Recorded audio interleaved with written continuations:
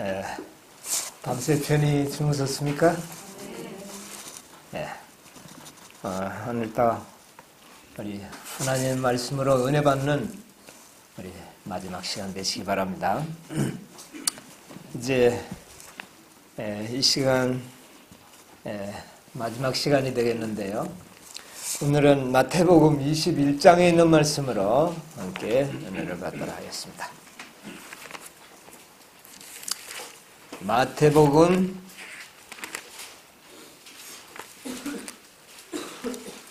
21장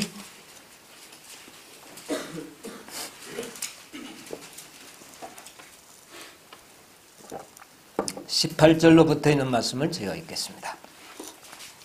이른 아침에 성으로 들어오실 때에 시장하신지라. 길가에서 한 무화과 나무를 보시고 그리로 가사 잎사귀밖에 아무것도 얻지 못하시고 이르시되 이제부터 영원토록 내게 열매가 맺지 못하리라 하시니 무화과 나무가 곧 마른지라. 제자들이 보고 이상히 여겨 가로되 무화과 나무가 어찌하여 말랐나이까. 예수께서 대답하여 가라사대 내가 진실로 너희에게 이르노니 만일 너희가 믿음이 있고 의심치 아니하면 이 무화과 나무에게 된 이런 일만 할 뿐 아니라 이 산더러 들려 바다에 던지우라 하여도 될 것이요.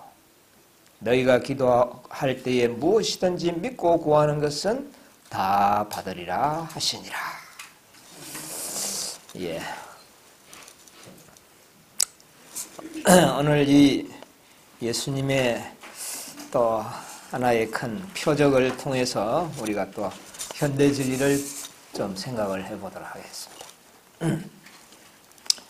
여기에 이른 아침에 예수님께서 성으로 들어가실 때에 그 길가에 한 무화과 나무를 보셨다 그랬는데, 그래서 시장하셨기 때문에 열매를 얻기를 원하셨어요. 그런데 나무에게 가서 찾아보니까 뭐가 없었습니까? 열매를 찾지 못했어요. 열매가 없었습니다. 그런데 다른 책에 보면 무화과 철이 아니라 그렇게 표현되어 있죠. 있는데 여기 보니까 열매가 없었어요. 어쨌든. 그러니까 예수님께서 그 나무에게 다시는 내가 열매를 맺지 못하리라. 그 예수님이 많은 표적들을 보면 다 살리는 표적이요, 아주 좋은 표적을 행하셨습니다. 그런데 이 무화과 나무는 나무인데 그 나무를 영원토록 네가 열매를 맺지 못하고 그렇게 말씀하시니까 그 나무가 어떻게 되어버렸습니까? 말라버렸어요. 참 이 표적이 그렇게 아름다운 표적이 아닌 것 같아 보여요. 네. 예수님은 살리시는 분인데 모든 것에 생명을 주고 살리는데 이 무화과 나무는 저주를 하셔가지고 그만 말라가지고 죽어버리는 이런 모습을 보게 되는 것입니다. 그러니까 이 제자들이 아주 이상히 여겼다는 말을 여기 하고 있습니다. 여러분, 왜 예수님께서 왜 이 무화과 나무를 죽게 하셨는가? 이것은 약간의 심판의 성격이 있습니다. 큰 심판을.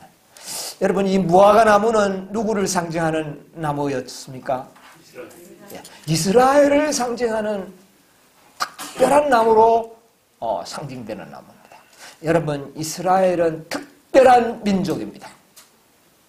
아주 예수님의 초림을 준비하기 위하여 특별히 선택받은 민족이었습니다. 그런데 그 민족을 무화과 나무로 상징을 하셨어요. 무화과 나무로. 오늘 우리는 이 무화과 나무의 비유를 통하여 오늘날 이 시대에 살고 있는 우리들에게 적용을 해야 합니다. 오늘 새 천사의 기별을 믿고 있는 백성들은 영적 이스라엘 백성들로서 옛날에 이스라엘 백성들은 초림을 위하여 선택받은 백성들이라면 오늘날 우리들은요, 초림보다 더 영광스러울 수 있는 주님의 재림을 위하여 선택받은 백성이라고 하는 사실이죠. 그렇다면 우리도 무슨 나무로 비유될 수 있습니까? 바로 이 무화과의 비유는 그들에게도 필요했지만은 사실 그들보다는 누구에게요? 우리를 위하여 기록하셨다고 하는 사실입니다. 그런데 이 무화과 나무에 열매가 없으므로 그 나무는 열매가 없는 이유 때문에 심판을 받았습니다.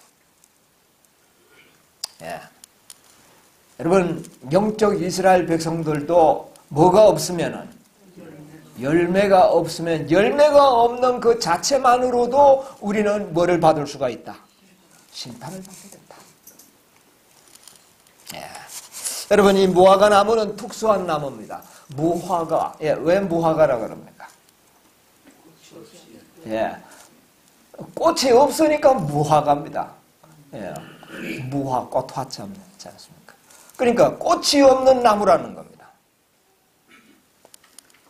그러면 무화과 나무는 꽃이 없다면 오직 그 나무의 진가는 무엇으로 나타내야 할까요? 열매로 나타내야 됩니다. 다른 모든 나무들은 뭐가 있어요? 혹시 열매가 없더라도 옛날에 제가 어렸을 때 기억이 나는데 우리 아버지가 복숭아 나무를 사다 심었는데 그게 계량종 그 복숭아 꽃복숭아예요. 열매가 없는 꽃만 피는 그러는 우리 아버지의 목적은 열매를 위해서 사다 심었는데 그래도 막 꽃이 너무 아름다우니까 놔두자. 그래서 그 나무를 없애버리지 않고 놔둔 그런 기억을 제가 좀 하고 있는데 열매가 없지만은 뭐가 있으니까요. 꽃이 아름다우니까 꽃만 보는 거로도 만족할 수 있어서 그 나무를 그냥 두었습니다. 그러나 무화과는요. 꽃이 없으니까 이 나무는 만약에 열매가 없다면 그냥 놔두어야 할 이유가 없다고 말입니다. 꽃이 없는 나무니까. 잎사귀도 뭐 별로 그렇게 아름답지 않고 그 다음에 모습도 뭐 키가 아주 우랑차게 크고 이런 것도 아니고 꾸부덩꾸부덩하게 자라나는 이런 무화과 나무. 목재로도 별로 쓸 것도 없고 오직 화목밖에 쓸 게 없는 그런 용도가 되는 것입니다. 그러므로 이 무화과 나무는 자신의 진가를 반드시 무엇으로요? 열매로 결정해야 된다는 것입니다. 이것은 오늘날 우리들에게 많은 의미를 시사해 주고 있어요. 우리는 무엇을 가지고 증명을 해야 합니까? 열매를 가지고 우리는 증명을 해야 합니다. 그래서 이 무화과 나무가 열매를 맺지 못했을 때에 예수님께서는 땅만 버리는 그런 나무가 되어서 그 나무를 말라지게 만들어버렸어요. 이 심판입니다. 그런데 이 무화과 나무는 또 한 가지 재미있는 것은 모든 나무는 잎사귀가 나고 그 다음에 개화기가 있고 또 그 다음에 열매가 맺히는 그런 생식세포가 번성이 되어서 이 모든 것의 과정을 거쳐서 그 다음에 열매가 맺히는데 무화과 나무는 특성이 어떻습니까? 이 잎사귀가 나옴과 동시에 뭐가 더 두드러지게 나타나죠? 열매가 나타나는 겁니다. 열매. 감은 그래도 꽃이 피지 않습니까? 바깥에 감꽃도 피지 않습니까? 그래서 이 무화과 나무는 열매가 먼저 두드러지게 나오면서 그런데 사실 꽃이 없는 것은 아니고 꽃은 어디에서 핍니까?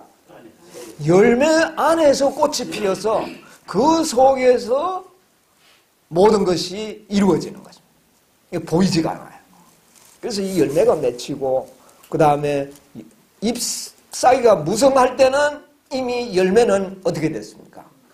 성숙되어서 아주 충만한 향기를 풍기는 먹음직한 열매로 달려 있어야 됩니다. 예수님께서 무화과 나무에게 철이 아니지만 가서 열매를 따먹으려고 하신 것은 이미 그 나무에 뭐가 많이 있었기 때문에, 많이 보였기 때문에, 잎사귀가 무성했기 때문에 그곳에는 반드시 뭐가 있어야 했어요? 열매가 있어야 했습니다. 그런데 가보니까 잎사귀만 있지 열매가 없었기 때문에 예수님께서는 영원토록 너는 열매를 맺지 못할 것이다. 그래서 이 나무는 일종의 거짓말하는 나무가 되어버린 것이다. 여러분, 어제 목사들이 거짓말한다고 그러는데 뭐 그런 어떤 거짓말도 있을 수 있겠지만은 그분들의 가르치는 기별 자체가 뭐가 되어버릴 수가 있어요? 거짓말이 되어버릴 수가 있어요. 이 무화과 나무가 지금 뭐 하고 있는 겁니까? 지금 거짓말을 하고 있어요. 예. 잎사귀가 무성하면은 열매가 있다는 건데 가보니까 뭐가 없어요? 열매가 없어요. 이게 거짓말하는 나무가 된 거예요. 예, 참. 이래서 이 열매가 없었기 때문에 이 나무는 저주를 받고 말라지게 되는 그런 상징적인 것을 우리에게 보여줬는데, 자, 여기에 예언의 대쟁투 601페이지에 보면 이런 말씀이 있습니다. 많은 사람들은 하나님 앞에서 그들의 진정한 상태가 어떠한지에 대하여 속고 있다. 그들은 그들이 악한 일을 범하지 아니한 것을 자랑하는 한편, 여러분, 우리는 나는 죄를 안 지었다는 것으로만 자랑하면 안 됩니다. 그걸 자랑하는 한편 하나님께서 요구하시는 선하고 고상한 행위를 행치 아니한 것을 잊어버렸다. 열매는 죄 안 짓는 겁니까? 아니면 고상하고 선한 행위가 맺히는 겁니까? 여러분, 뭐 안식일 지키고 뭐 죄 안 지었다, 그거는 그렇게 자랑할 거 못 됩니다. 뭐 당연한 거 아닙니까? 여러분, 우리가 도덕질 아니하고 거짓말 안 하는 거, 그거 자랑할 일 아닙니다. 그러죠. 나는 자랑 안 했다, 거짓말 안 했다고, 이거 자랑할 일 아니에요. 그거는 안 하는 게 뭐 하는 겁니까? 당연한 것이고, 그거는 열매가 아닙니다, 여러분. 그런데 사람들은 하나님의 십계명 문자적으로 지킨 그것이 굉장한 자랑거리로 생각하고 있어요. 그건 자랑거리 아닙니다.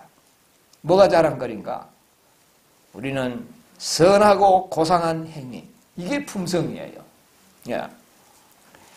그들이 하나님의 정원에 있는 나무가 되는 것으로 넉넉하지 못하며, 이 무화과 나무는 하나님의 품성의 열매를 맺히는 하나님의 정원에 심은 특수한 나무였습니다. 그런데 그렇게 심어졌다고 하는 것만으로 우리는 넉넉하지 않다. 그들은 과실을 맺음으로써 하나님의 기대에 부응해야 한다. 여러분, 우리는 죄 안 짓는 것, 그건 물론 중요하죠. 그러나 그거는 자랑거리가 아니라는 겁니다. 이제 여러분의 생각에서 생각으로 또 죄를 안 지어야지, 자꾸 죄 생각하지 마세요. 그거는 열매가 아닙니다, 여러분. 그거는 너무나도 당연한 일이에요.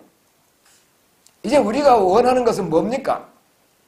죄를 안 짓는 것은 물론이요, 고상하고 선한 행위가 우리의 생애에서 어떻게 되는 겁니까? 나타나는 것입니다.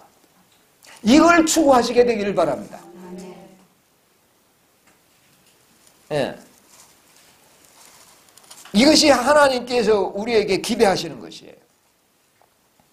하나님께서는 그들을 강하게 해주는 하나님의 은혜를 통하여 성취할 수 있었던 모든 선을 행치 못한 것에 대하여 책임을 그들에게 지우신다. 바리새인들은 어디에다가 중점적인 그 생애를 맞췄어요? 죄 안 짓는 거. 죄 안 짓는 거. 그래서 뭐 안식일에 뭐도 하지 못하고 이거는 뭐 하지 못하도록 한 거예요. 죄 안 짓도록 하기 위해서 뭐도 하지 말고 뭐도 안 못하고 율례들을 가득히 만들어가지고 그것을 다 뭐를 짓지 않기 위해서? 죄를 안 짓도록 하기 위해서 그렇게 했어요. 그런데 하나님은 그거 문제 삼지 않아요. 여기 이야기하는 것은 뭡니까? 선을 행치 못한 것들에 대하여 책임을 그들에게 지우신다. 여러분, 앞으로 우리는 어떻게 하면 죄를 안 지을까? 뭐 여기에만 자꾸 포커스를 맞춰가지고 누가 좀 잘못하면 너 그러면 죄 짓는데 저 짓는데 여기 자꾸 이야기하지 말라는 거예요. 우리는 어디에다가 우리의 초점을 맞춰야 됩니까? 생애에. 어떻게 하면 우리 하나님의 그 풍성한 자비, 은혜를 내가 나타낼 수 있을까? 여기에 우리의 생애에 초점을 맞춰야 되는 것입니다. 이것이 열매입니다. 우리 아직도 혹시 우리의 개념 속에 그런 게 아이고 생각으로 죄를 안 지어도 죄를 안 지었는데 자꾸 죄만 생각하는 거예요. 이제 우리는 뭐를 생각해야 될까요? 하나님의 은혜와 사랑, 이것을 어떻게 내가 나타낼까? 이렇게 우리의 생애에 그 목적을 이제 바꾸어서 좀 생각을 해야 할 때인 것입니다. 이것이 열매라는 겁니다. 여러분, 우리 죄 안 짓는 그 자체는 그렇게 뭐 자랑거리가 아닙니다. 그건 당연한 일이에요. 당연한 거 해놓고 뭐 그걸 가지고 열매라고 할 수 없지 않습니까? 우리는 하나님의 품성을 나타내는 것, 이것이 우리의 최대의 목표가 되어야 됩니다. 하나님께서 이 시대에 원하는 것은 하나님의 품성이 이 땅에 뭐 하는 것이라고요? 재현되는 것, 나타나는 것입니다. 그게 죄 안 짓는 겁니까? 거짓말 안 하는 그 자체, 그건 자랑거리가 아니에요. 예수님이 이 땅에 오셔서 죄 안 지으려고 발발 떤 것이 그런 생애를 산 것이 아니에요. 모든 그의 생애는 선을 행하는 일에 모든 생애가 집중이 되는 것입니다. 그래서 선으로 악을 어떻게 합니까? 이겨버리는 거예요. 죄를 안 지으려고 하면은 그거는 아주 힘든 싸움이에요. 선으로 악을 어떻게 하는 겁니까? 이겨나가는 거. 여러분, 여기에 우리의 생애의 포커스가 맞춰져야 되는 것입니다. 그래서 선을 행치 못한 것에 대하여 책임을 그들에게 지우신다. 만약에 그들에게 열매를 맺히지 않는다면 그들은 하늘책에서 땅을 버리게 하는 자들로 기록될 것이다. 땅을 버렸다. 그래서 그 나무가 말라버렸어요. 여러분, 이 열매가 참 우리에게 중요합니다. 이 열매가 맺히지 않으면 예수께서는 시대의 소망 583페이지 보니까 예수께서는 시장 나서서 먹을 것을 찾아 무화과 나무에 섰다. 그와 같이 그분은 의의 열매를 이스라엘에게 찾으시려고 갈급하셔서 저희에게 오셨던 것이다. 예수님께서는 이스라엘 백성들에게 뭐를 갈급하셨다고요? 의의 열매. 의의 열매. 그걸 아주 시장하셨다는 말은 의의 열매를 갈급하셨다는 말입니다. 그걸 가장 갈급했다. 이 의의 열매가 아주 중요합니다.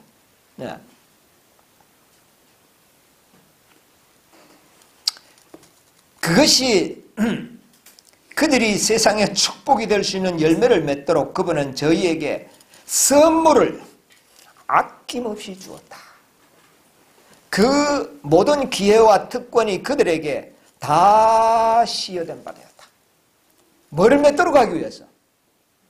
열매. 열매가 성숙되어서 무화과 나무 열매의 그 아주 그 향기, 열매를 맺도록 하기 위해서 예수님께서 하셨다. 시대소망 582페이지 가운데 보면 무화과 나무를 저주하신 것은 행동화된 비유이다. 바로 그리스도의 면전에서 무성한 잎사귀로 의기양양했던 열매 없는 무화과 나무는 유대 민족의 상징이었다. 자, 유대 민족은 일반적인 사람들의 눈에는 뭐가 아주 어땠다고요? 외형적으로 봤을 때는 어쨌다고요? 그럴듯한 나무였다는 거예요. 의기양양하고 아주 무성한 나무였습니다. 저기 가면 분명히 뭐가 많이 달려있을 것이라는, 열매가 많을 것이라고 하는 사람들의 생각을 갖게 하셨어요. 여러분, 그 당대에 많은 사람들은 바리새인들을 봤을 때 저런 사람들이야말로 하늘에 들어가기에 합당한 자라는 평가를 그들은 받고, 그걸 그들은 의시되면서 살았어요. 자랑거리로 살았어요. 어디 가도 길거리 서서 기도하고, 이 옷 동전에다가 뭐를 기록해서 다녔습니까? 말씀을 기록해서 다니고 걸음걸이도 거룩하게 걷고, 저런 사람이 하늘에 가지 않냐면 누가 하늘에 가겠느냐고 하는 그런 평가를 받았다는 겁니다. 그게 열매같이 보였어요. 그러나 그것은 열매가 아니었다는 것이죠. 그래서 아주 의기양양했던 열매 없는 무화과 나무는 유대민족의 상징이었다. 구주께서는 이스라엘의 파멸의 원인과 확실성을 제자들에게 가르쳐 주시고자 하였다. 참, 이 무화과 나무가 잎사귀가 무성했다는 것은요, 열매가 있다는 것을 증명하는 것인데, 열매. 유대민족이 사실보면 거룩하게 보이니까 모든 사람들이 봤을 때는 이야, 우러러 볼 수가 있었던 그런 사람들이었어요. 열매가 엄청 많은 같은 그런 느낌이 듭니다. 이것은 하나의 민족적인 상징이었는데, 이 민족은 또한 누구를 상징하는 것이죠? 유대민족은 누구를 상징하는 겁니까? 오늘날 영적 이스라엘, 우리를 상징한다는 것입니다. 오늘날 셋째 천사의 기별을 믿고 있는 모든 사람들은 다 이 무화과 나무의 상징이 됩니다. 여러분, 오늘날 이 세 천사의 기별을 믿고 있는 사람들은 이 세상의 사람들과는 분명히 다른 모습입니다. 인간적인 평가를 봤을 때는요, 상당히 도덕적으로도 세련되고, 또 먹는 음식도 세련되고, 그들이 말하는 바도 세련되고, 모든 것이 달라요. 저들은 굉장히 잘 믿는 사람들이고, 그래서 저들에게는 열매가 많을 것 같이 보이지만 열매가 없을 수도 있다고 하는 것입니다. 자, 오늘날 우리에게 열매가 있는가? 열매가 있는가? 이제 우리가 한번 찾아 생각을 해봐야 됩니다. 만약에 열매가 있는 것처럼 우리가 생각한다면 착각일 수도 있다는 겁니다. 여러분, 우리는 이 나무의 이름 자체가 중요한 것이 아니라 그 나무는 무엇으로서 그 이름의 존재를 증명을 해야 합니까? 열매로 그 나무의 존재를 증명해내야 합니다. 우리에겐 열매가 있어야 합니다. 여러분, 우리의 열매는 뭡니까? 우리가 맺어야 할 열매. 예수님께서 찾으시는 열매는 누구를 말하는 겁니까? 열매. 그 열매를 맺히기 위하여 하늘의 모든 선물을 다 쏟아부었다 그랬어요. 하늘이 줄 수 있는 것은 모든 것을 다 줬다는 거예요. 그래서 이 선물을 활용하여 우리는 하나님이 요구하시는 그 아름다운 풍성한 열매를 우리는 어떻게 해요? 맺혀야 되는 것입니다.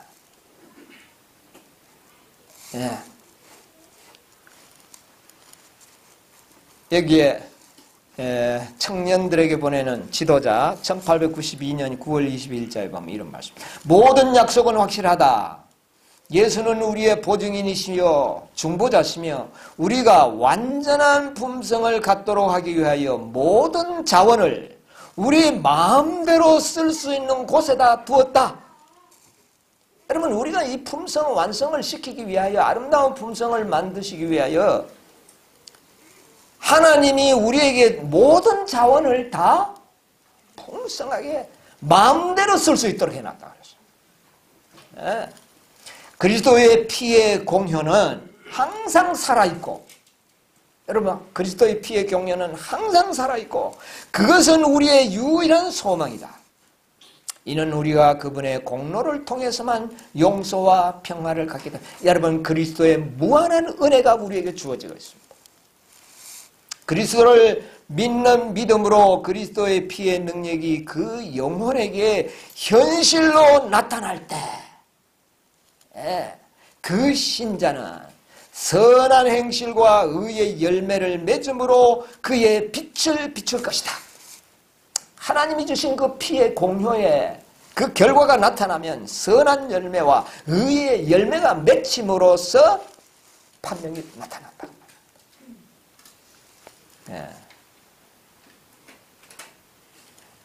영문시조 1901년도에 보면 이런 말씀이 있습니다. 주님의 소원은, 누구의 소원은요? 예수님의 소원은 그의 추종자들을 은혜 가운데 자라게 하는 것이며 그들의 사랑이 점점 더 풍성하게 하는 것이며 그리스도로 말미암는 의의 열매가 가득하게 하소서 하나님의 칭찬과 영광을 받게 하는 것이다.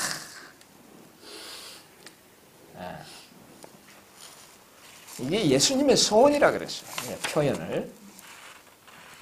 자, 우리 열매가 어떤 열매인지를 이제 우리가 한번 보겠습니다. 이것은 1900년도 화이트 부인의 그 서신 76 가운데 보면 이런 말씀이 있는데, 하나님의 계명을 지키지 않고는 의의 열매를 맺지 않기 때문에 하나님의 인을 받지 못할 사람들이 많다. 그러면 열매가 되기 위해서는 반드시 뭐를 지켜야 된다? 계명을 지켜야 된다.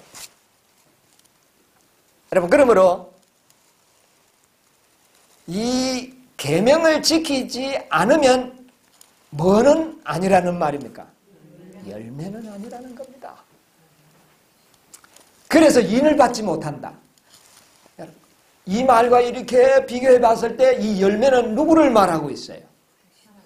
14만 4천인의 열매로 이야기하고 있습니다. 영적 이스라엘 백성들에게 맺히는 열매는 14만 4천인들을 이야기하는데 그들의 특징은 첫째 뭐를 지킨다? 율법을 지킨다. 여러분, 셀 수 없는 무리와 14만 4천인의 가장 큰 구분점은 어디에서 나타나는 겁니까?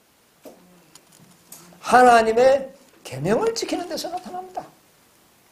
그러므로 오늘날 일요일교회에서 구원을 받는다면 그들은 허다한 무리로서 구원은 받을 수 있지만 뭐는 아니라는 겁니까?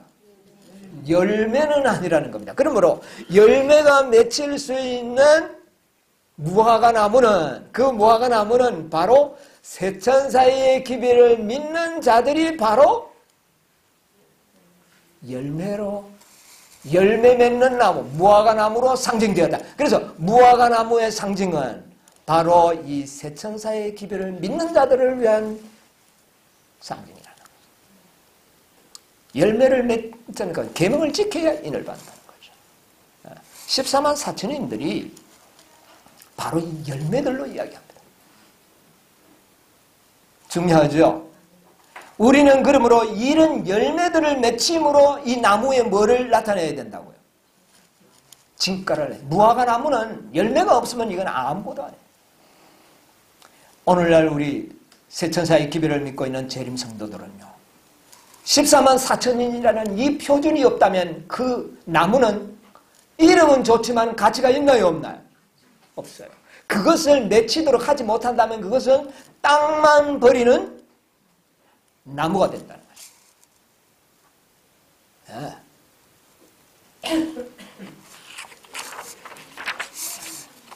이제 우리가 깊이 생각해야 되는 것은 이 땅의 마지막 영적 이스라엘 백성들을 통한 열매는 14만 4천인을 이야기하는데 그 14만 4천인의 열매를 맺히는 것이 바로 이 무화과 나무의 의무입니다. 그래서 특별한 나무로 무화과 나무. 무화과 나무는 꽃이 없이 막바로 열매를 맺히는데, 열매가 먼저 두드러지게 나타나는 거죠. 여러분, 셋째 천사의 기별은 어제도 제가 말씀드렸습니다만, 먼저 뭐가 맺히는 기별이에요? 열매가 맺히는 기별이에요. 그래서 무화과 나무라는 겁니다. 꽃이 피고 맺히는 게 아니고 열매가 맺혀버려요. 열매가. 아론의 상란 지팡이를 역사를 우리가 연구해보면 마른 짝대기를 지성소에 갖다 넣었더니 그 이튿날에 뭐가 맺혔어요? 열매가 맺혔어요.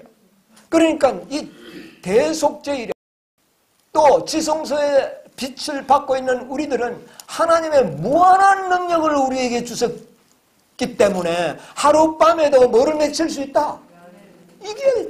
이게 바로 셋째 천사의 기별의 능력입니다. 여기 보니까 아까 그랬잖아요. 모든 자원을 다 주셨다는 것이죠.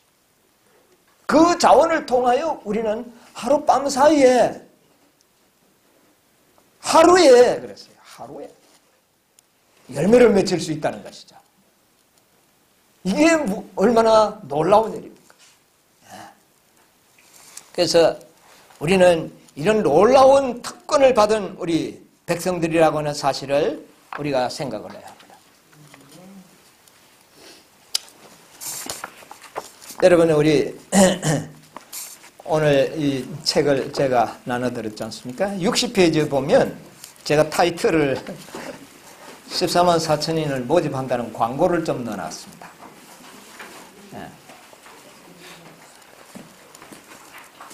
여러분, 이 14만 4천인들은 하나님께서 그토록 소원하시는 구속의 열매들입니다. 먼저 계시록 14장에 있는 말씀을 먼저 좀 읽도록 하겠습니다. 14장 4절 이 사람들은 여자로 더불어 더럽히지 아니하고 정절이 있는 자라. 어린 양이 어디로 인도하든지 따라가는 자며 사랑 가운데서 구속을 받아 처음 익은 뭐요? 열매. 예. 사랑 가운데 구속을 받아 처음 익은 열매로 하나님과 어린 양에게 속한 자들이니 그 입에 거짓말이 없고 흠이 없는 자들이더라. 여러분, 이 14만 4천인들이 구속의 열매들입니다. 그러므로 이 셋째 천사의 기별을 믿고 있는 이 백성들은 바로 14만 4천인의 열매를 맺지 않는다면 그들의 존재 이유는 존재 이유가 없다는 거예요. 이 열매를 맺도록 하기 위하여 하나님의 정원에 심겨진 나무들이다 그 말입니다. 예. 오늘날 우리 참 슬픈 일은 초기 문집에 있는 말씀을 좀 읽어드릴까요?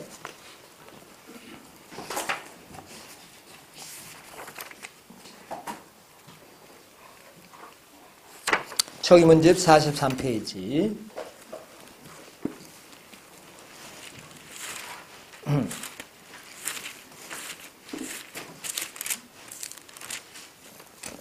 43페이지 밑에서 한 10줄 정도 보면 현대 진리의 원수들은 예수께서 닫으신 성소의 문을 열려고 하며 그가 1844년에 열어놓으신 어떤 문을요? 지성소의 문을 닫으려고 애를 쓴다. 그러나 지성소 안에는 하나님의 손가락으로 기록한 10가지 계명이 새겨진 돌비가 들어있는 법궤가 있다. 사단은 이 인치는 시기 동안 하나님의 백성들의 마음을 어떻게 해요? 현대 진리에서 돌이켜 그들이 흔들리도록 하기 위하여 온갖 계략을 다 쓰고 있다. 사단은 어떤 계략을 쓴다고요? 예. 현대 진리에서 흔들리도록. 그러니까 사단은 이 인치는 시기 동안, 그러니까 인치는 기별은 무슨 기별이다? 현대 진리인데 이 기별에서 돌이키려고 온갖 계략을 다 쓴다. 여러분, 이 14만 4천인의 진리가 전해지지, 올바로 전해지지 않도록 뭐를 쓴다는 겁니까? 사단이 계략을 쓴다.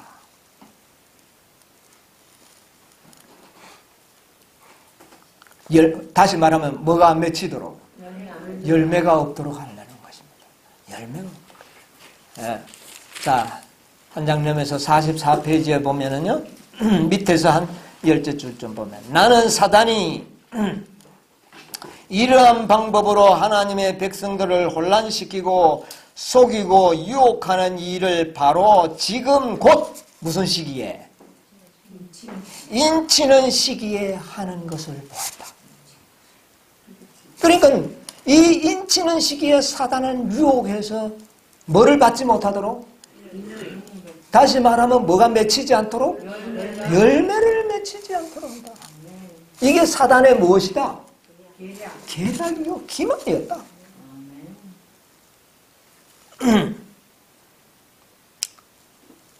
그들은 진리에 확고히 서 있지 않기 때문에 그들의 무릎은 떨리고 발은 미끄러졌다.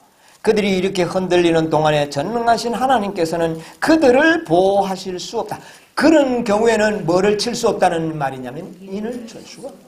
사단은 인치는 시기가 마치고 하나님의 보호막이 그들의 백성에게서 거두어지기까지 온갖 관계를 다 써서, 사단이 모든 관계를 다 써서 그들을 그러한 처지에 붙들어 놓기 위하여 애쓸 것이다.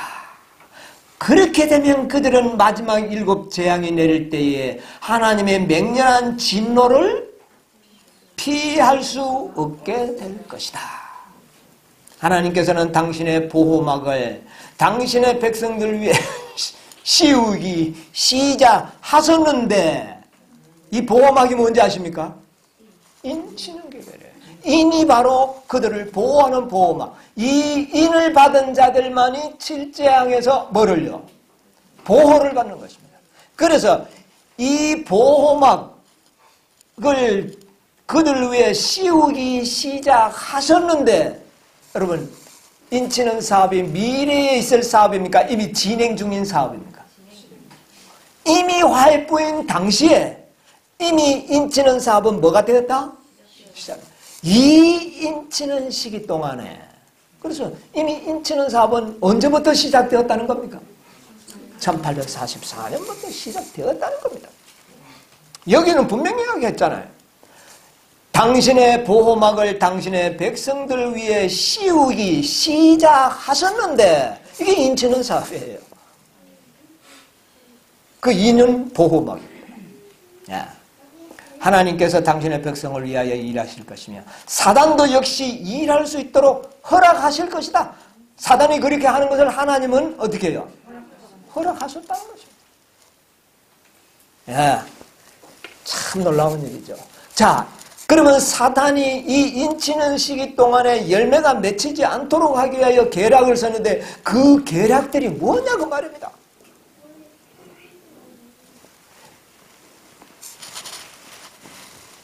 오늘날 우리 젊은 신자들이 믿고 있는 많은 14만 4천인에 관련한 잘못된 가르침들이, 저는 이게 사단의 계략이 아닌가 생각합니다. 왜요? 확실한 수요를 갖다가 뭐라고 이야기를 버립니까? 상징적이다. 헬 수 없는 무리와 14만 4천 무리는 동일한 무리라고 섞어버리고, 그것은 상징적이다. 여러분, 상징이라는 말을 들을 때 별 중요한 것도 아니고 그것은 뭐 그런 것이구나. 아주 이 진리를 희미하게 만들어버립니다.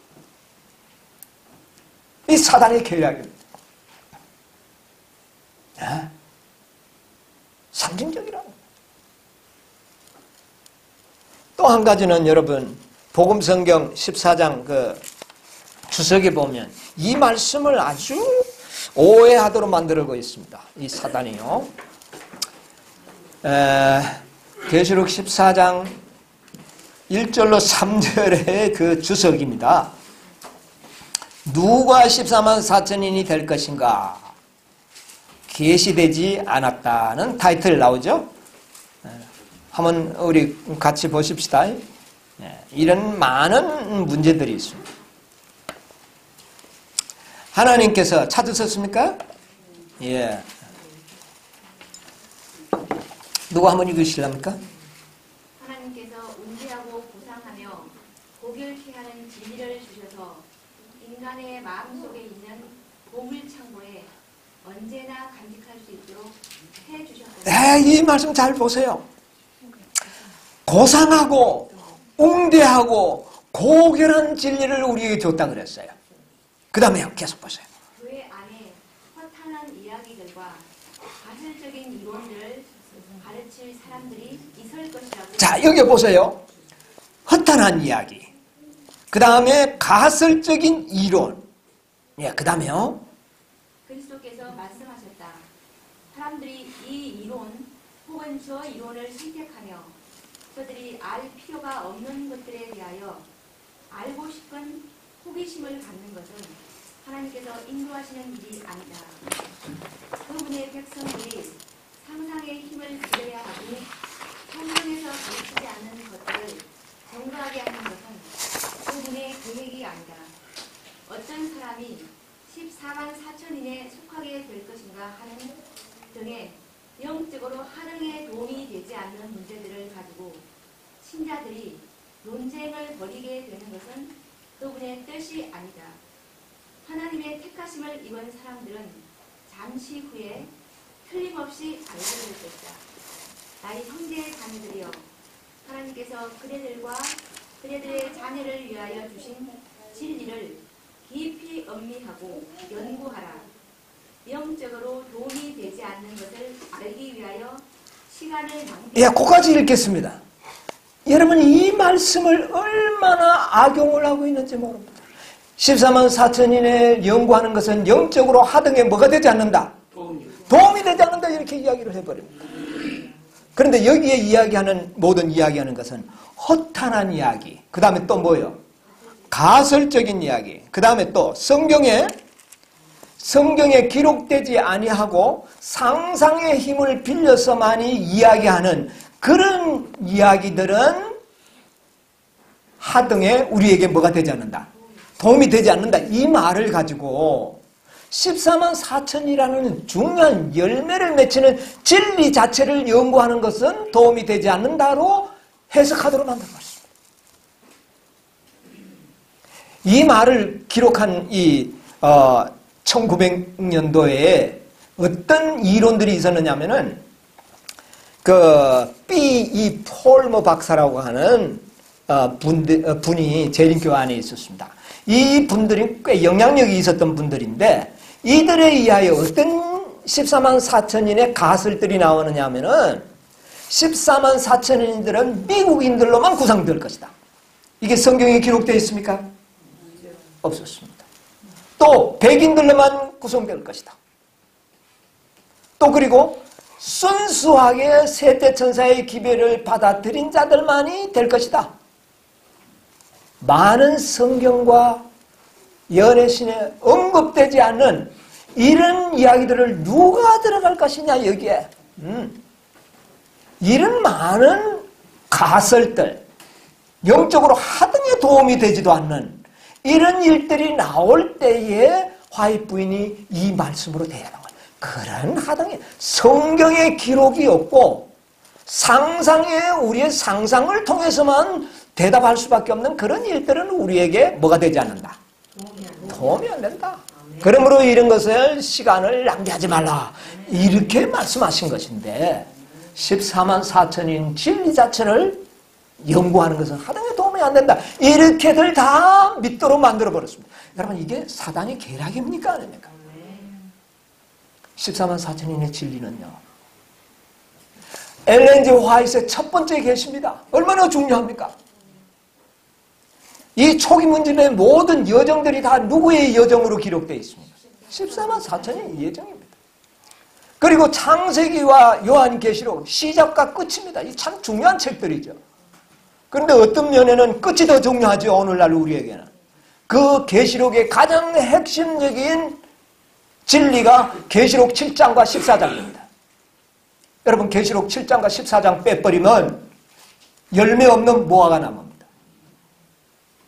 7장에 열매가 있고 14장에 열매가 있는 겁니다. 그 열매가 무엇입니까?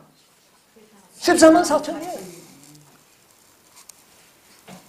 내가 들으니 14만 4천인이 인침을 받는 것을 내가 들었는데 이스라엘 12지파에서 한 지파에서 1만 2천 그래서 14만 4천인 것을 내가 들었다. 확실하게 이야기를. 그게 왜 상징입니까? 그게 아니죠. 그 다음에 14장에 보니까 내가 보았는데 여기는 보았다고 이야기를 하고 있습니다. 네. 그들은 어린 양과 모세의 노래를 부를 것인데 14만 4천인들 밖에는 이 노래를 배울 자가 이게 왜 상징입니까? 숫자가 상징이 아닙니다. 그런데 이것을 상징으로 돌려버렸고 이들은 땅에서 이건 구속함을 받은 처음 열매라고 이야기를 했는데 이걸 연구하는 일은 하등에 도움이 안 된다. 이렇게 이 말씀을 왜곡시키는 일은 누구의 관계일까요? 사단의 관계입니다. 이 열매가 수요가 여러분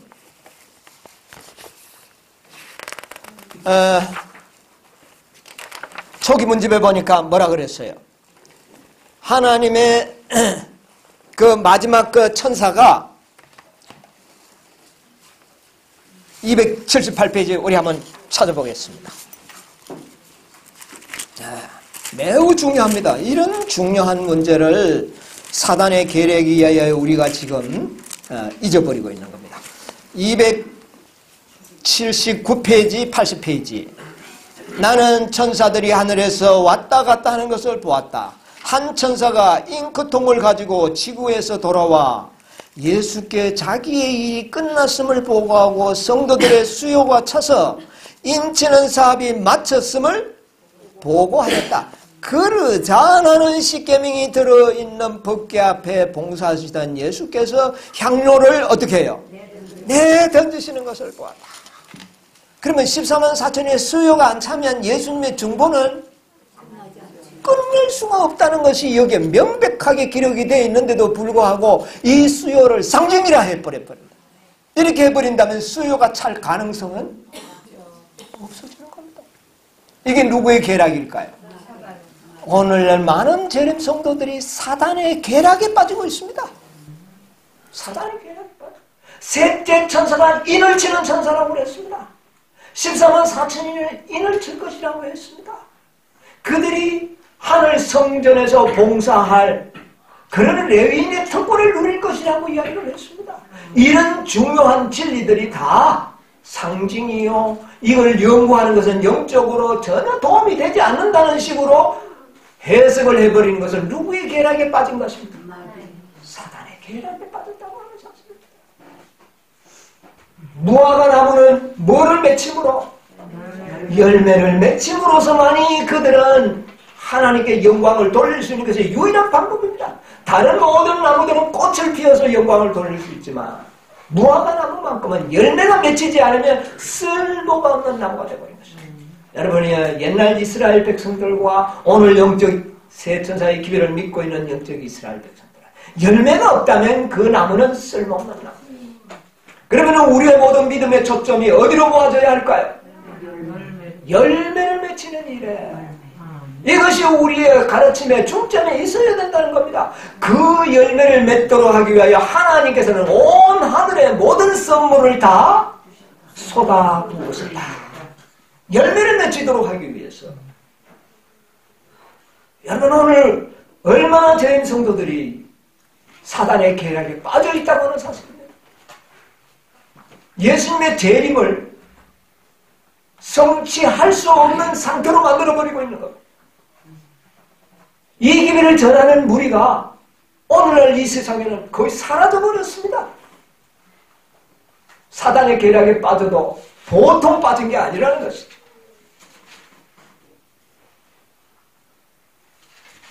그래서 우리 엘렌 G. 화이트는 뭐라고 이야기를 했습니까? 14만 4천인에 들어가기를 어떻게 하라? 분투 노력하라. 분투 노력하라. 그렇게 이야기를 했습니다.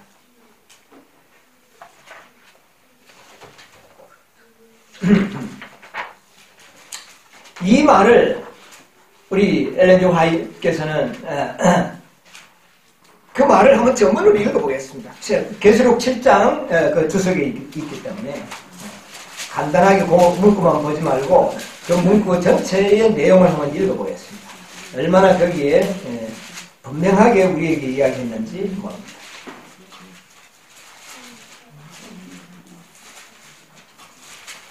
에, 4절로 17절 누가 이제 그 한번 전문을 읽어보시기 바랍니다. 어린 양이 생명수 샘물 곁으로 인도하실 사람들, 그 눈에서 모든 눈물이 씻겨질 사람들은 지금 하나님의 말씀인 성경 지식과 성경에 대한 깨달음을 얻고 있는 14만 4천인들은 우연히 들어가는 게 아니고 성경에 대한 분명한 말씀을 뭐한 사람? 깨달는 사람만이 가능하다. 이거 깨달아야 됩니다. 그 다음에 조금 뛰어갑시다. 거기는 조금 놓고 그 넘에 넘어서 그의 품성이 위에 기감이다 하는 거기서부터 보세요. 그것도 읽어야 되겠습니다. 인간을 모방하지. 그것도 계속 읽었어요. 인간을 모방하지 말아야 한다. 인간이 아무리 훌륭하다 해도 우리의 표준이 될 만큼 훌륭한 사람은 없다. 우리는 온전히 의롭고 온전히 거룩하신 예수 그리스도를 바라보아야 한다. 그분은 믿음의 주요 또 온전케 하시는 분이시다. 그분은 인간의 모본이시다. 그의 경험은 우리가 얻어야 할 경험의 척도이다. 자, 우리 14만 4천인들의 목표 지점은 뭡니까? 유일하게 뭐죠? 그리스도. 그리스도가 우리의 유일한 모본입니다. 여러분 요즘 우리 일반 개신교회나 일반 교회들이 가보면 설교 중에도 자꾸 인간들의 위대한 인간들을 많이 소개하죠. 저는 그거 옳지 않은 방법이라고 생각합니다. 우리가 지금 모방하고 제시되어야 할 척도는 누구라고요? 예수 그리스도입니다.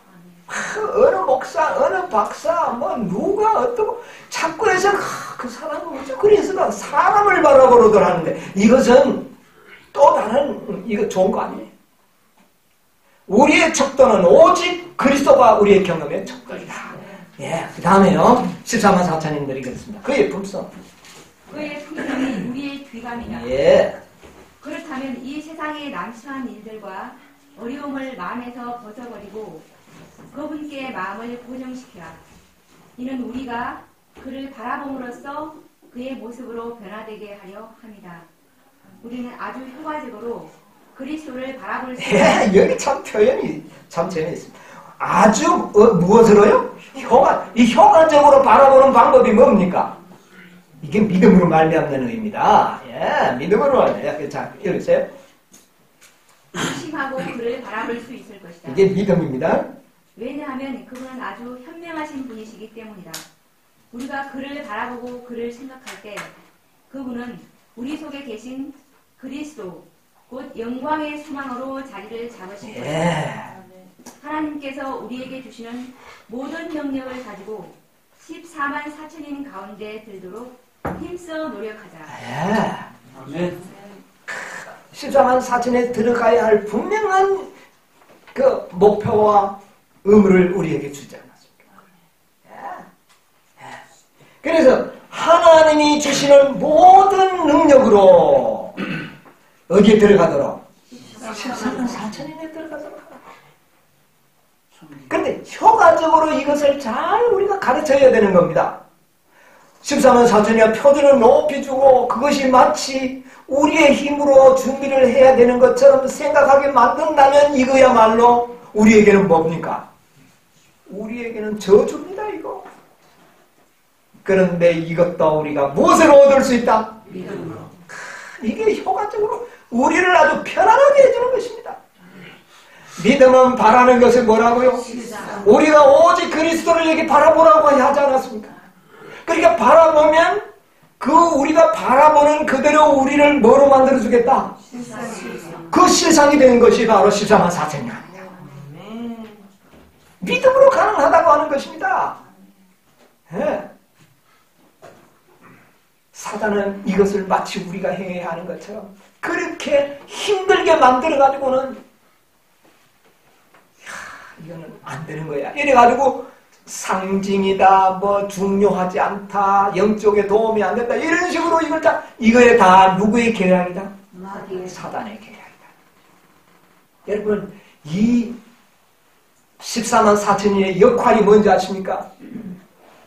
역할이 아주 중요합니다. 옛날에 이 레위 지파의 특권은 하늘 성전에서 봉사하는 일이라는 겁니다. 14만 4천인들이 하늘 성소에서 봉사하는 사람들이에요. 근데 레위인들을 왜 하나님께서 부르셨는지 아십니까? 좀 시간이 넘어가 조금 지체되도 양해해 주시기 바랍니다. 여러분, 레위인들을 부르신 목적이 아까 제가 이 설명을 하려고 폈는데 제가 다른 길로 빠졌네요. 자, 60페이지 보겠습니다.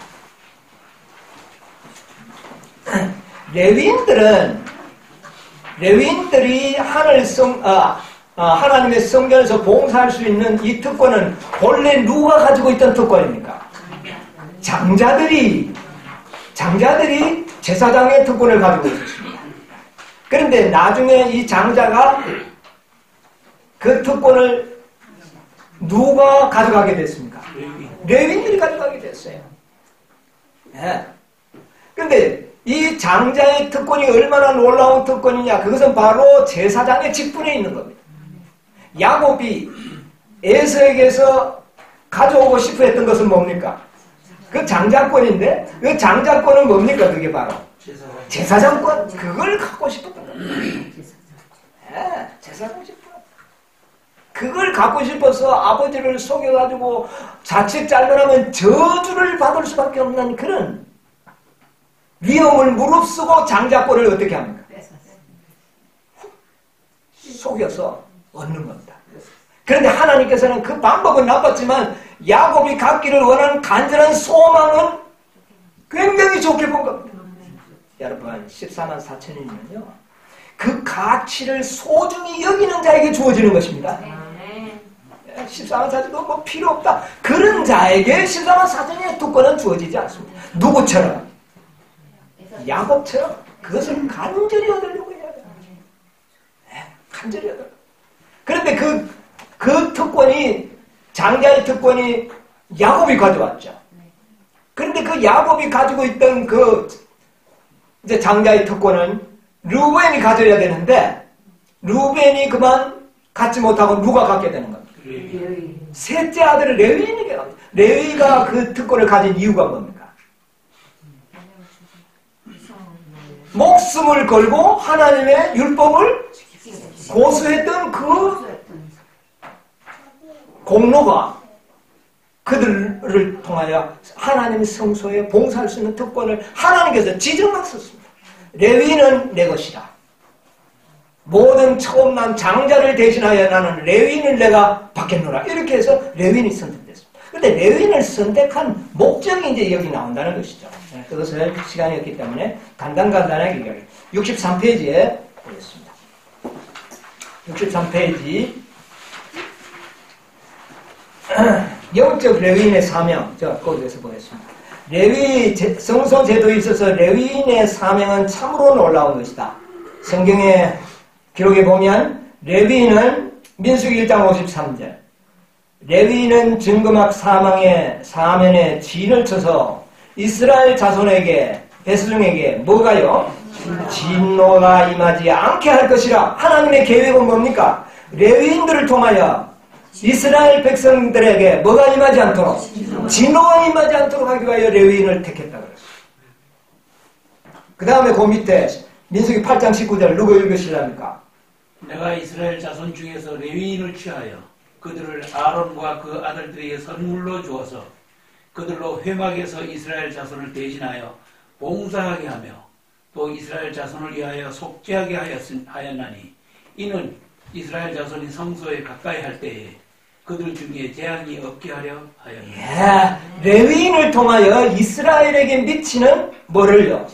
재앙을 막아주도록 하기 위하여 레위인을 택했다. 그러면 레위인이 없다면 이스라엘 모든 백성들에게 뭐가 임한다는 겁니다? 재앙이 임한다는 겁니다. 중요한 특권입니까? 네, 중요한 특권입니다. 예. 예, 중요한 특권입니다.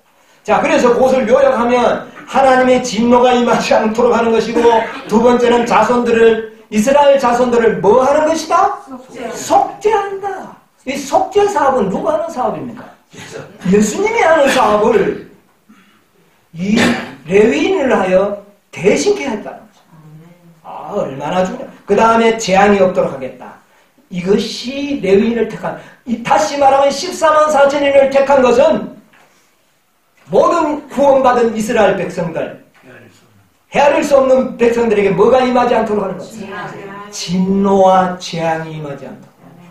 그리고 그들을 위하여 속죄하는 일을 하도록 하는 것이 14만 4천인의 목적입니다. 이게 바로 레위인을 택한 목적이에요. 얼마나 중요한지요.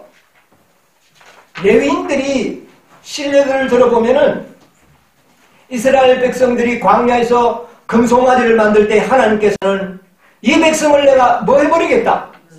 진멸하리라. 그런데 진멸을 하지 않았습니다. 누구 때문에 하지 않았어요? 레위인 때문에 하지 않았습니다. 레위인들이 만약 그때 여호와의 편에 있을 자가 누구냐 하니까 누가 나왔어요? 레위인들이 나왔어요. 그들만이 하나님의 율법을 뭐 했습니까? 고수했습니다. 만약에 그때 레위인들이 하나님의 율법을 계시하고 하나님의 율법을 적극적으로 반역했던 자들을 죽이지 않았다면 그날에 이스라엘 백성들은 어떻게 됐어요? 하나님의 진노가 있어요. 누가 막았습니까?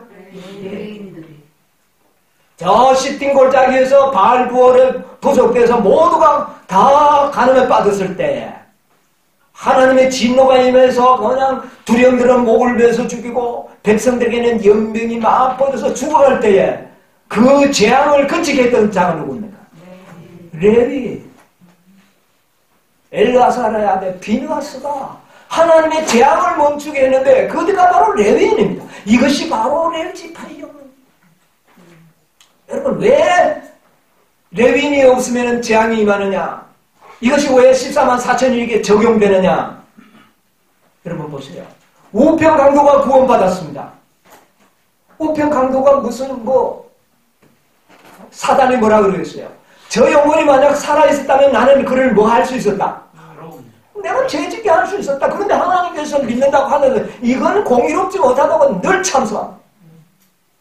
진노가 임할 수밖에 없어요. 죄짓는 것밖에 없습니다.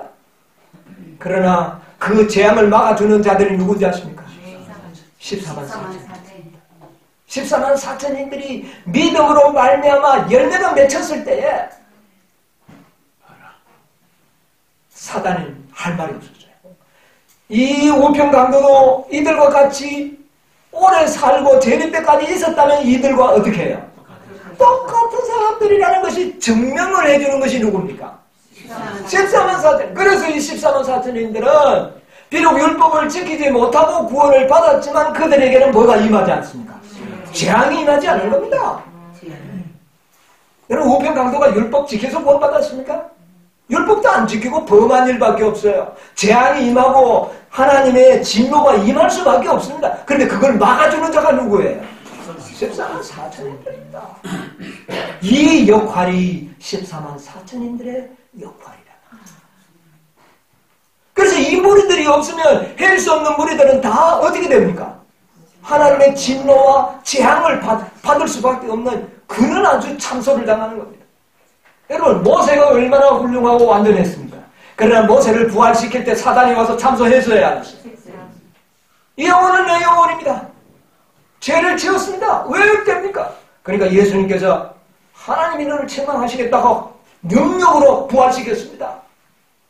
그러나 누가 있었기 때문에 증명이 가능합니까? 14만 4천. 이 땅에 기라성 같은 믿음의 모든 조상들은 믿음의 열매가 맺혔지만은 사단은 또 참선. 해요. 그들은 다 예수님 도와주고 성령이 도와주고 도와주는 가운데서 누가 못합니까? 참소가 끝이 안 나는 겁니다, 여러분요. 사단의 참소를 잠재우기 위해서는 누가 있어야 합니까? 14만 4천.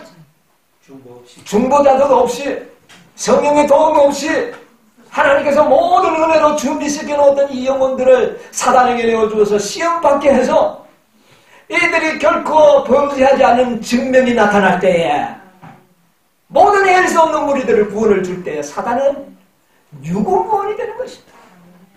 구속의 경륜에 있어서 14만 4천인의 역할이 이처럼 중요한 것을 나타내기 위하여 레위인들을 이렇게 사명을 부여한 것입니다. 이스라엘 백성에게 뭐가 임하지 않고? 잼노와 재앙이 임하지 않고 속죄. 14만 4천들이 그처럼 야곱의 환란에 고통을 당하는 것은 바로 헤아릴 수 없는 무리의 구원을 완벽하게 만들고 증명하기 위하여 그렇게 된 그게 일종의 속죄 행위라고 말합니다. 예수님께서 우리를 속죄하시고 구속하시기 위하여 이사야 53장에 보면 그가 맞으심은 우리를 허물을 위하고 그가 우리의 상처를 낫기 위하여 그가 상처를 입었다고 했지 않습니까? 14만 4천인들이 왜 할 수 없는 무리들을 왜 그 중보자 없는 경험을 해야 합니까? 누구 때문입니까? 할 수 없는 무리들의 구원을 완벽하게 해주기 위해서 그들은 그런 고통을 당하는 일을 하게 되는 겁니다. 예수님의 십자가의 고난을 경험하게 하는 겁니다. 이게 누구의 일입니까? 14만 4천. 그게 속죄의 일입니다. 예수님께서 그 일을 하셨거든요. 그런데 그 일을 누구도 하게 되는 겁니다. 14만 4천. 그래서 속죄의 일을 하게 된다. 이들을 통하여 14만 할 수 없는 무리의 구원이 그 누구도 참수할 수 없는 이것이 구속의 계획입니다. 그러니까 예수님께서 이 열매가 나타나는 것보다 더 기대하는 것은 없다는 겁니다. 이 열매가 나타나는 겁니다. 그런데 이 열매가 맺히지 않도록 사단은 계략을 쓰고 그 계략에 오늘날 모든 재림 성도들이 다 속고 있는 겁니다. 원하지도 않은데 들어갈 것 같습니까? 율법을 지키지 않는데 들어갈 것 같습니까? 있을 수 없는 일이에요. 그래서 야곱의 경험과 그 다음에 레위의 경험을 성경에 기록하고 있는 것입니다. 여러분 이 무리에 들어가기를 원하십니까? 아멘. 이것이야말로 구속의 경륜을 끝낼 수 있는 하나님의 유일의 방법입니다. 예수요가 찰 때 예수님께서는 되었다 끝내겠다는 겁니다. 이 기별을 전하지 못하도록 이 기별을 깨닫지 못하도록 많은 가설을 만들어 놓은 것이 사단의 기만입니다. 이들이 현대 진리에 뭐라고요? 원수입니다. 여러분 정신 차리세요. 전에는 그냥 이론적으로 교리적으로만 알 때는 뭐 그럴 수도 그렇다는 건 아닌데 이제 다섯째 천사의 기별을 깨닫고 우리의 신령들은 이 문제에 관심이 이렇게 가는 과거에 제가 설교할 때 이렇게 관심 있게 설교해보지 않았습니다. 여러분 우리의 관심은 지금 열매에 집중이 되는 거죠. 여러분 이 수요는 이제 채워져 가고 있는 것이죠. 다섯째 천사가 이제 이 일을 마지막으로 하고 있는 겁니다. 1시간만 일하면 이 수요는 채워지는 이런 찰나에 우리가 살고 있는 것입니다. 그곳에 들어가기 위하여 힘써 뭐 해야 될까요? 노력해야 되는 것입니다. 노력으로 이루어지는 것이 아니야. 전심전력으로 하는 것입니다. 우리의 믿음이 어디에 목적과 표준에 맞춰져야 되는 겁니까? 14만 4천. 거기에 들어가기 위해서는 오직 그리스도와 같은 품성이 요구되기 때문에 그리스도를 바라보는 것입니다. 이것도 또한 무엇으로 된다는 말입니까? 믿음으로 된다는 것입니다. 이것이 믿음으로 말미암는 의입니다. 식물이 5단계를 통하여 성장을 하지만 그 5단계마다 주어지는 비료들이 조금씩 달라요. 열매 때 주는 비료는 열매를 익히도록 하기 위한 그런 비료가 돼요. 지금 하나님께서 우리에게 주시는 은혜는 뭐를 연결도록 하는 겁니까? 열매를 성숙시키고 완전히 완숙시키는 그런 기회를 우리에게 주는 것입니다.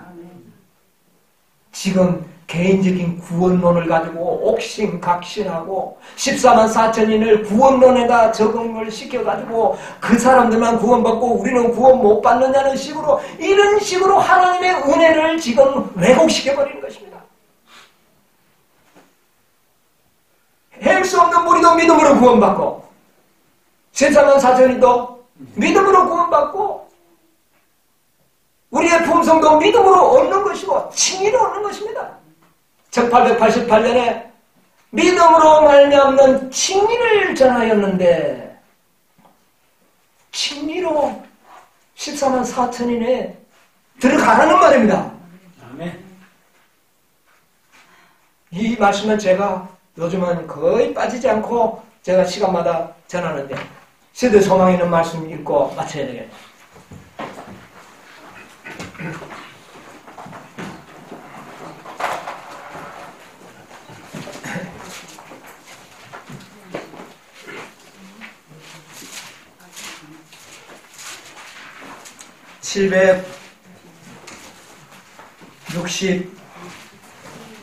(762페이지) 사단은 지금 끊임없이 하나님의 율법은 지킬 수 없다는 이 강력한 논리를 가지고 그리스도인들을 기만하고 있습니다. 그런데 그것을 증명하는 자들이 누굽니까?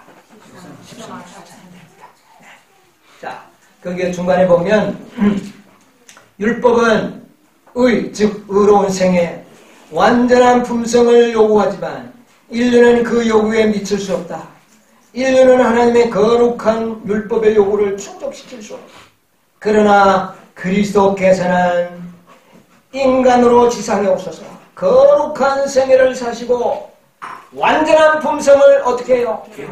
이 품성을 바라보라 그랬습니다. 이게 유일한 우리의 목표가 되어야 된다. 예, 개발시켰다. 그리스도께서는 그것을 받고자 이 완전한 품성을 받고자 하는 모든 자들에게 원하는 자들에게 그 말입니다. 자들에게 어떻게 해요? 값없이 선물로 주신다. 이게 칭입니까 아닙니까? 노력해야 얻도록 하면 칭의가 아닙니다. 노력을 하지만 노력 때문에 얻는 것은 아닙니다. 선물로 줬다는 겁니다. 칭의로 얻으라는 겁니다. 이게 1888년의 기별입니다. 구원을 칭의로 얻는 것과 동일하게 품성도 무엇으로 얻으라? 칭의로 얻으라. 선물로 받으라는 겁니다. 여러분, 이것은 바로 열매를 위하여 주어지는 하나님의 놀라운 은혜의 비로입니다. 그래서 아주 소중한 기별을 보내셨다고 그랬어요. 와그너와 존스를 통하여 하나님께서는 매우 소중한 기별을 보내셨다. 그 기별이 뭔지 아세요? 하나님의 예수님의 완전한 품성을 무엇으로 받아라? 값 없이 선물로 받아라. 칭의로 받으라는 겁니다. 그래서 우리가 그것을 받고 바라면 믿음은 바라는 것을 무엇이다? 실상으로 만들겠다. 누가요? 그가 칭의. 온전케 하시고 거룩하게 하시고 흠이 없게 하시고 완전케 하시리라. 여러분, 이게 믿음으로 말미암는. 근데 그 모든 최종 목표가 14만 4천인에 집중되어야 됩니다. 14만 4천인이 계시록 이외에 어디에 기록되어 있습니까? 없잖아요. 계시록이 14만 4천인의 열매에 집중되어야 되는 겁니다. 여러분, 모든 나무들은요, 열매가 완숙될 때에 모든 잎사귀도 시들어야 합니다. 잎사귀에 영양을 가져가면 안 됩니다. 나무도 죽습니다. 죽으면서 뭐를 완숙시킵니까? 열매를. 이게 식물의 법칙입니다. 지금은 잎사귀나 나무를 도와주는 그런 일은 하면 안 된다는 이야기예요. 우리의 믿음을 거기에 총집결시켜야 돼요.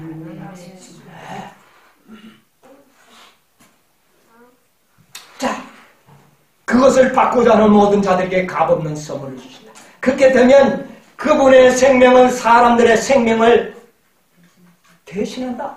영생이 보장된다는 말입니까? 안 된다는 말입니까? 예, 영생이 보장되고, 그 다음에 그리하여 그들은 하나님의 관용을 통하여 과거의 모든 죄는 다 도말될 것입니다. 예, 도말될 것입니다. 그 다음에요, 뿐만 아니라 그리스도께서는 하나님의 속성을 그들에게 어떻게 해요? 불어넣으신다. 아담에게 생기를 불어넣으셨던 것처럼 우리에게도 그 사실을 믿음으로 받아들이는 자에게 생기를 어떻게 해요? 불어넣으신다. 하나님의 형상으로 창조할 것이라는 것입니다. 이게 믿음으로 말미암는 의미입니다. 그리하여 그분은 인간의 품성을 거룩하신 하나님의 품성을 따라 형성하여 영적인 힘과 아름다움을 지닌 훌륭한 열매가 되게 하신다. 여러분, 이 놀라운 진리를 사단은 지금 믿지 못하도록 하고 있습니다. 그리하여 이 율법의 의가 그리스도를 믿는 자에게서 성취된다. 여러분, 우리의 모든 믿음이 영향이 여기에 집중되어야 하는 것입니다. 우리는 지금 5째 천사의 기별을 깨달아야 합니다. 우리가 전해야 할 기별은 이 기별이에요. 이제 그래야 주님께서 이 땅에 오실 수가 있는 것입니다.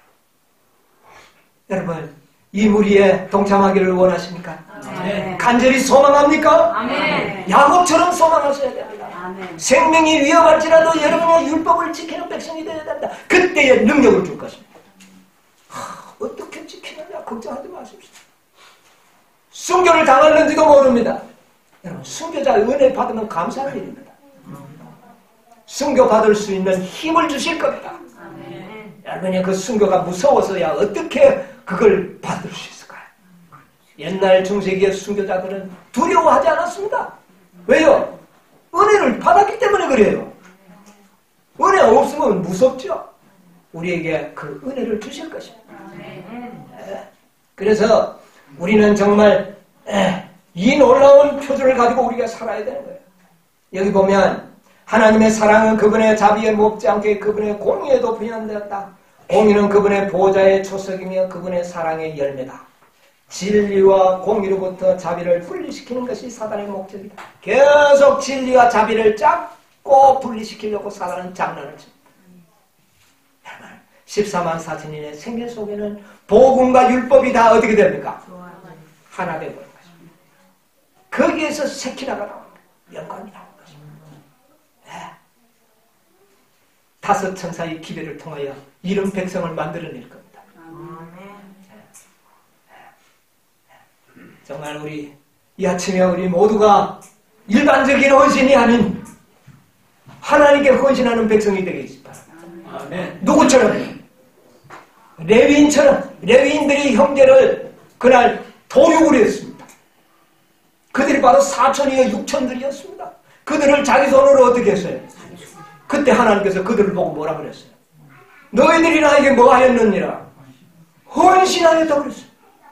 와, 우리의 헌신이 무섭죠. 어때? 육신적으로 생각하면 무서워요. 여러분, 우리가 정말 하나님을 이렇게 사랑하고 그분에게 헌신하는 백성이 오늘 이 아침에 됐으면 좋겠어요. 여러분, 우리는 어떤 인간의 정을 통하여 진리를 양보하지 말게 되기를 바랍니다. 아멘. 이게 헌신하는 겁니다. 아멘. 아버지를 나보다, 자식을 나보다, 하나님보다 더 사랑하는 자에게는 나에게 뭐가 합당치 않다. 이게 헌신입니다. 부모 자식들보다 하나님을 더 사랑하여 이 표준을 지키는 자가 진짜 헌신하는 자입니다. 여러분, 오늘 아침에 우리가 오늘 이런 헌신을 하는 아침이 되시길 바랍니다. 아멘. 우리 모두 그리스도의 재림을 촉진시키고 이 진리를 아름답게 전할 수 있는 지혜를 얻어서 많은 14만 4천인들을 모아드려야 되겠습니다. 주님의 재림을 촉진하는 저와 여러분의 헌신의 생애가 되시기를 간절히 바라면서 오늘 말씀을 마치도록 하겠습니다. 아멘.